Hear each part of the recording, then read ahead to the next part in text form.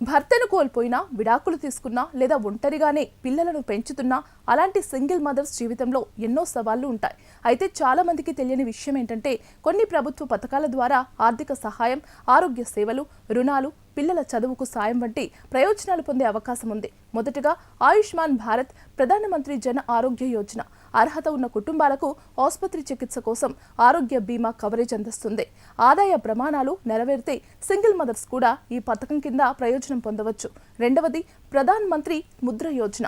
చిన్న వ్యాపారం ప్రారంభించాలనుకునే మహిళలకు బ్యాంకుల ద్వారా తాకట్టు లేకుండా రుణాలు అందించే పథకం. Tailoring, beauty parlour, food business, boutique వంటి స్వయం ఉపాధి అవకాశాలకు ఇది ఉపయోగపడుతుంది. మూడవది ప్రధాన్ మంత్రి మాతృవందన యోజన. అర్హులైన గర్భిణీలు, బాలింతలకు ఆర్థిక సహాయం అందించే పథకం. సింగిల్ మదర్స్ కూడా అర్హత నిబంధనలను పూర్తి చేస్తే ఈ ప్రయోజనం పొందవచ్చు. నాలుగవది వన్ స్టాప్ సెంటర్లు. గృహ హింస, వేధింపులు లేదా అత్యవసర పరిస్థితుల్లో మహిళలకు ఉచిత న్యాయ సహాయం, కౌన్సిలింగ్, తాత్కాలిక ఆశ్రయం వంటి సేవలు అందిస్తాయి.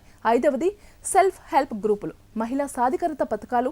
మహిళలు స్వయం ఉపాధి ప్రారంభించేందుకు శిక్షణ, మైక్రో ఫైనాన్స్, నైపుణ్యాభివృద్ధి వంటి అవకాశాలు అందుబాటులో ఉన్నాయి. అంతేకాదు పిల్లల చదువుకు కేంద్ర, రాష్ట్ర ప్రభుత్వాల నుంచి పలు స్కాలర్షిప్లు కూడా అందుబాటులో ఉన్నాయి. కొన్ని స్కాలర్షిప్లు సింగిల్ పేరెంట్ కుటుంబాల పిల్లలకు ప్రత్యేక ప్రాధాన్యం ఇస్తాయి. అయితే ఒక విషయం గుర్తుంచుకోవాలి, ఈ పథకాల అర్హత రాష్ట్రం, ఆదాయం, కుటుంబ పరిస్థితి, సామాజిక వర్గం వంటి అంశాలపై ఆధారపడి మారవచ్చు. కాబట్టి మీ రాష్ట్ర ప్రభుత్వ వెబ్సైట్ లేదా మై స్కీమ్ పోర్టల్లో మీ వివరాలు నమోదు చేసి మీకు వర్తించే పథకాలను తెలుసుకోవడం మంచిది. మొత్తానికి సింగిల్ మదర్స్ కోసం ఒక్క ప్రత్యేక పథకం లేకపోయినా ఆరోగ్యం, స్వయం ఉపాధి, మాతృత్వం, మహిళా సాధికారత, పిల్లల విద్య వంటి అనేక ప్రభుత్వ పథకాల ద్వారా గణనీయమైన సహాయం పొందే అవకాశం ఉంది.